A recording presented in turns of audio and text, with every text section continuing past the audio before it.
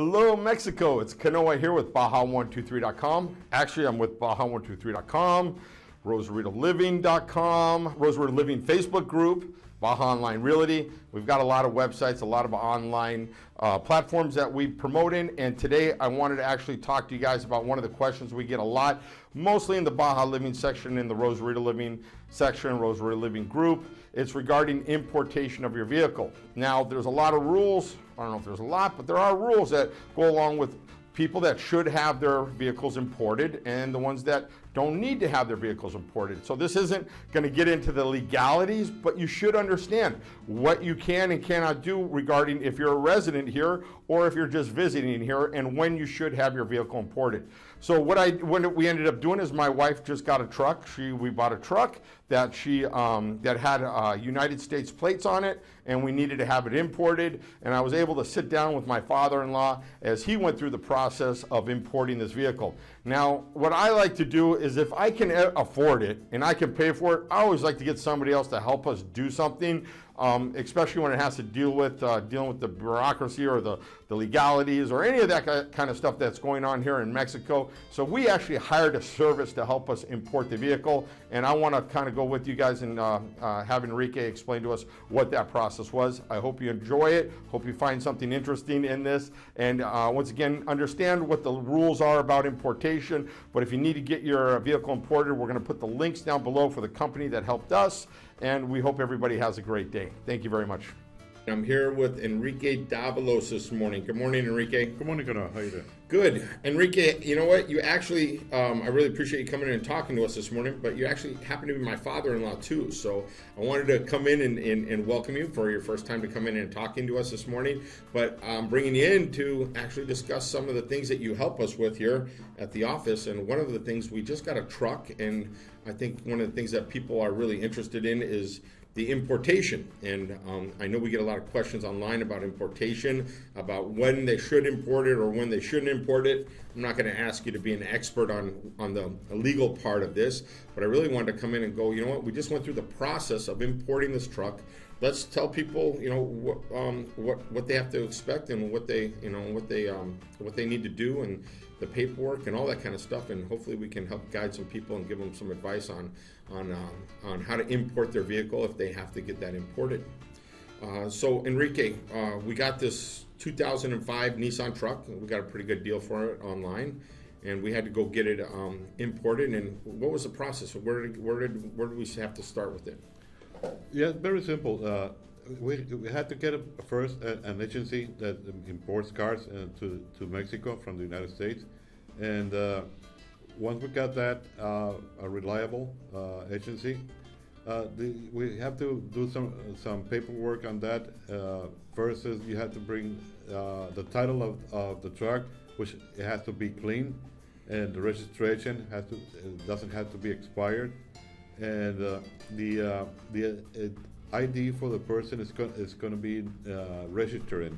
That's the INE, the Mexican ID, and the cash, and you have to deliver the truck a certain day they tell you to.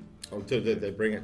So let's break it down into pieces, because I think this is I'm not, at least the first time that I was involved with you on the importation of it. And so there's going to be two kinds of people out there. One of them, they're going to already own their vehicle. So they already own the vehicle, they're moving to Mexico, yep, and they're going to need to import it. And once again, I highly suggest that everybody goes out there and figures out what the legal rules are for people that own vehicles in Mexico, which we won't get into right now. We'll talk to somebody, a legal expert, later about, you know, if you should or shouldn't import. But let's just say that you do want to get the vehicle imported and you own the vehicle. So obviously, if you own the vehicle, you're going to have the title, you're going to have the registration, and you're going to need, so if you're a foreigner, we're not sure exactly what they're going to need. They're probably going to need a driver's license, right? That's right. To be able to go and get it registered.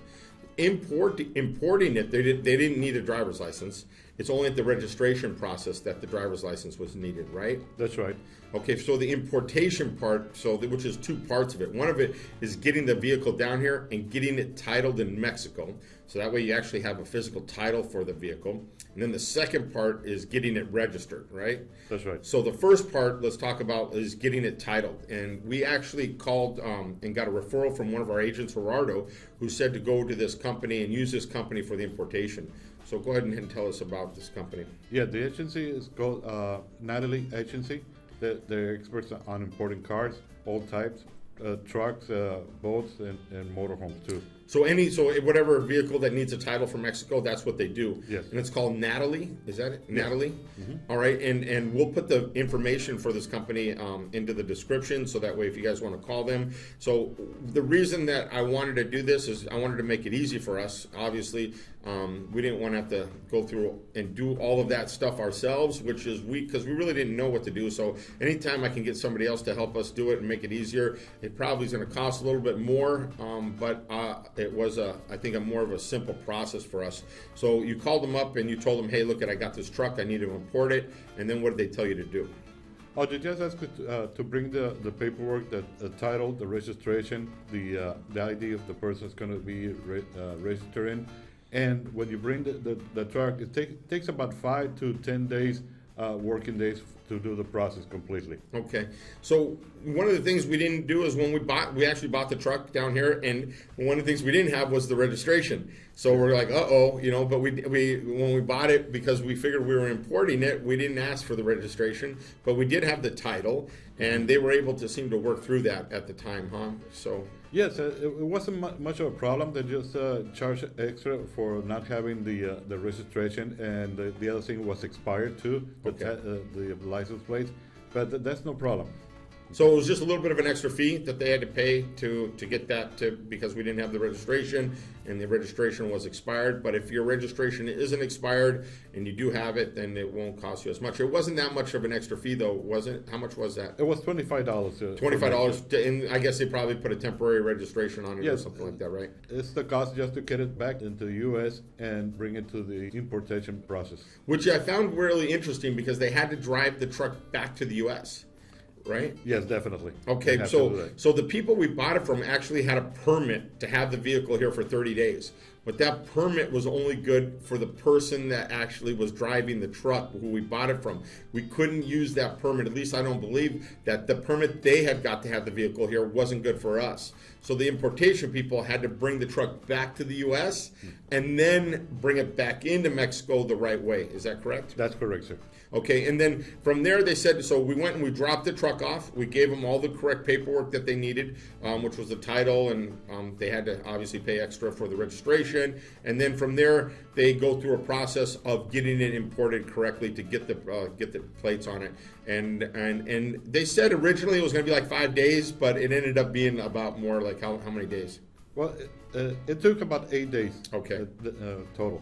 All right, and so which was reasonable, and then there was and how much did they charge us to do that? There was $2,300. Okay, and is that flat for anything, or is it different depending on the vehicle? It's dependent on the vehicle and the year and the make and model. Okay, and then I think there was an extra fee for parking. I think that was, so I'm just trying to let everyone know in case there's any surprises. There was the registration fee, which wasn't that bad because I didn't realize I needed it, and then there was a parking fee that I wasn't sure about. The parking fee was $25 extra too. All right, and what was that for? You know? Well, that's parking that they cost on the U.S. side. Okay. So they deliver the truck there, they park it on the U.S. Side, and from there, during the process, they get it across to Mexico. Okay. One of the things I'm fortunate to have is I'm Mexican too, but my wife is Mexican, but I wanted to put the truck into her name, and so she was able to provide all that documentation. And then after that 8 days, you went and picked it up. They got the vehicle, and then they provided you with all of the paperwork, correct? That's right. We got all the information, the importation papers, factura, and all the paperwork that needs to be to get it registered. Okay. The only thing extra that is needed is a valid driver license from the person that's going to be registered to. Okay, and that was my wife at the time. That was Ina, right? Correct. And then from there, now we've got the title. Now we've got to go get the vehicle registered in order to legally drive it on the road. Is that correct? That was the next process. That's correct. You go to City Hall right next. There's a building called 𝗶𝗲𝗂𝗿. It's the same as a DMV. You take all the papers there with valid driver license. All of the paper has to be with a copy. Okay. And once you go in So there, you don't bring so you bring the originals and a The copy copies. because they don't want to copy it there, No. right? So you got to have your originals and their copy. yeah. Otherwise, they send you out to get the copies, and you have to come back. Okay. Well, that's good to know because I'm sure I know you guys spent many hours there waiting for the service. How long did it take from the time you went there to do the process?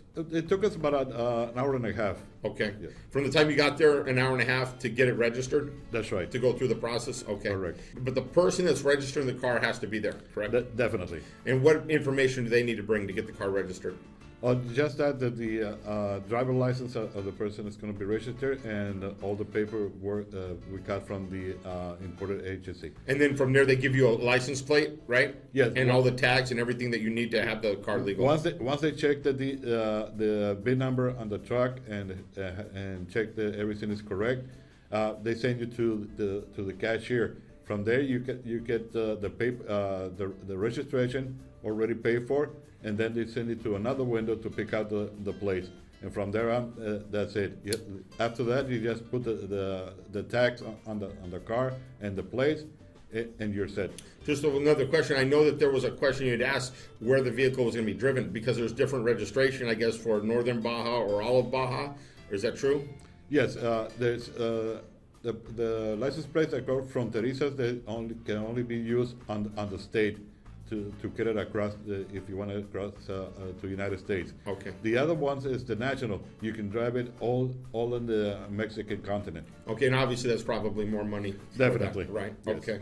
So, well, so the whole process took probably about 2 weeks, I think, for us to get, from the time we purchased the vehicle to get it imported, to get it registered. Mm-hmm. And also, which is really important, is to get it insured. One of the things that I want to recommend to people, obviously you need to look into the legal reasons of why you need to have a Mexican plated car when you're here, what the rules are for that. But one of the things is by importing that vehicle, now you don't have to have it insured in the United States. You don't have to have it registered in the United States.